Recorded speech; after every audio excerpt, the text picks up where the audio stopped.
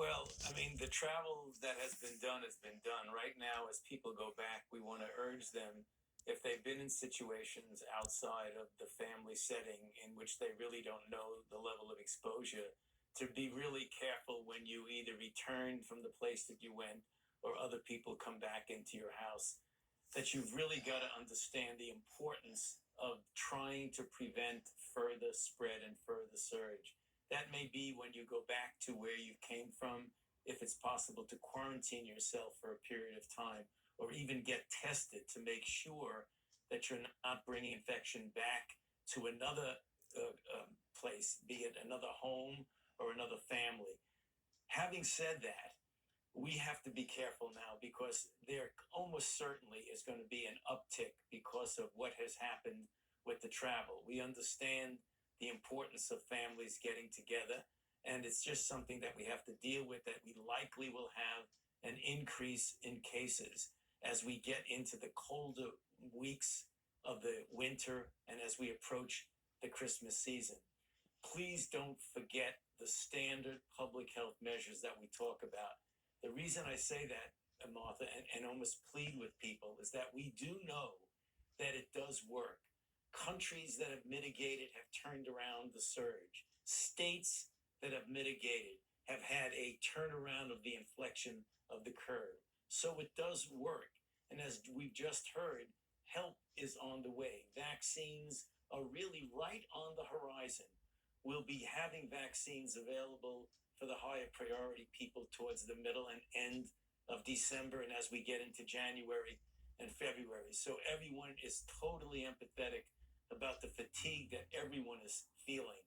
But if we can hang in there a bit longer and do the fundamental things, wearing of masks uniformly, avoiding crowds in congregate settings, keeping physical distance, washing your hands, they seem simple in the enormity of the problem that we're facing, but they do make a difference. So Dr. Fauci, completed before the beginning. Yeah. Dr. Fauci, you have said that again and again and again. We saw all those people traveling. So you know what's coming. And with Christmas just around the corner, do you think we'll be under the same restrictions that you recommended on Thanksgiving going into Christmas?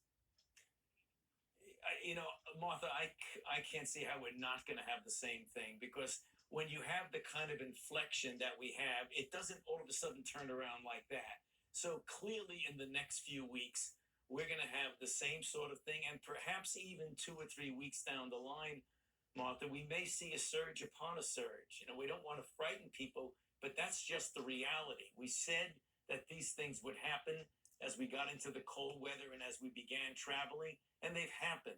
It's going to happen again. So I cannot see all of a sudden a relaxation of the kinds of recommendations or restrictions, because we're getting into colder weather and in an even larger holiday season as people travel to come back and forth for Christmas. So I don't see a relaxation of the kind of recommendations and restrictions that we've made. And Dr. Fauci, the Supreme Court on Wednesday struck down New York's COVID restrictions on religious gatherings in the state. How concerned are you about legal challenges to pandemic restrictions going forward?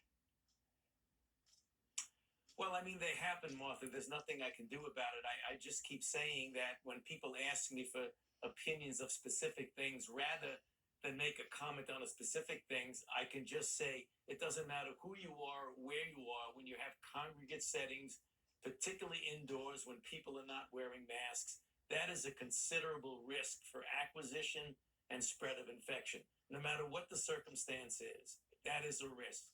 And you've said there should be more regular testing available for asymptomatic people. How soon do you think before Americans could have inexpensive home tests, and why haven't they so far? Well, I hope it's sooner rather than later, Martha. I mean, obviously we've done better in testing than we did early on in the beginning. But you're talking about different kinds and different motivations and different objectives of testing. If you're trying to find out if a person is infected, either for contact tracing or what have you, then you want a highly sensitive test that might take a day or two to get a result back. But when you're trying to find out what the extent of the community spread is, that is driven very clearly, at least in part, by asymptomatic spread. So we need to know the extent of the asymptomatic. The only way you know that is what you just asked for. And I would like to have seen it already, and I hope that we get it soon. Rapid, sensitive, specific home testing, even one that you might not even need a prescription for, so that people can have within their own power to know whether or not it isn't as highly sensitive as the other, but it is very helpful, particularly if you do it over and over again. I hope we get that soon. And Dr. Fauci, New York City public schools shut down again earlier this month. I know your default position is that you'd like to see the schools open, but how do you make that happen? And how would you advise the incoming Biden administration on getting a sort of unified response? Well, Martha, that's a good question. We get asked it all the time. We say it not being facetiously as a soundbite or anything, but, close the bars and keep the schools open is what we really say. Obviously, you don't have one size fits all, but as I said in the past, and as you accurately quoted me, the default position should be to try as best as possible within reason to keep the children in school or to get them back to school. The best way to ensure the safety of the children in school is to get the community level of spread low. So if you mitigate the things that you know are causing spread in a very, very profound way, in a robust way, if you bring that down, you will then indirectly and ultimately protect the children in the school, because the community level is determined how things go across the board.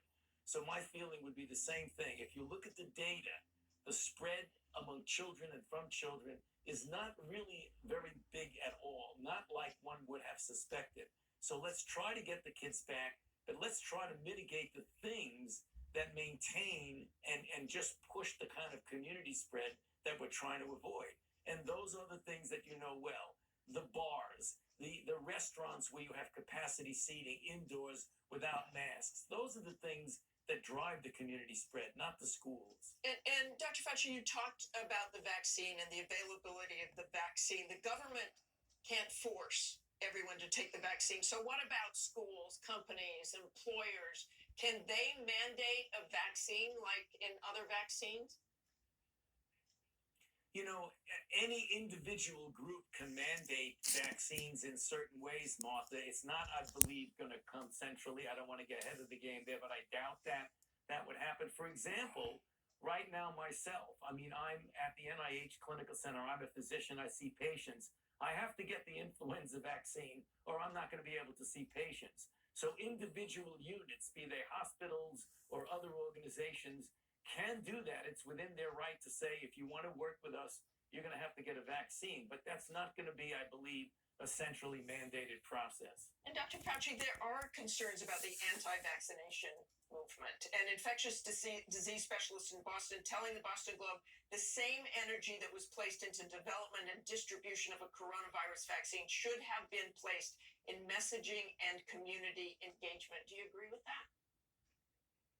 Oh, absolutely. We have to engage the community, Martha, because we do have a degree of anti-vax to begin with, but then there's skepticism about this vaccine. So we've got to be able to get out there, get community people who the community trusts to show two things.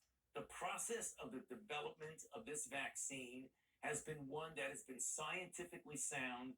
Safety has not been compromised. Scientific integrity has not been compromised. And the process of determining whether it works, whether it's safe and effective, has been independent by independent bodies and transparent. We've got to get the community, the broad community of the United States, to see that and appreciate that. And how can we be sure there won't be prolonged side effects from this vaccine?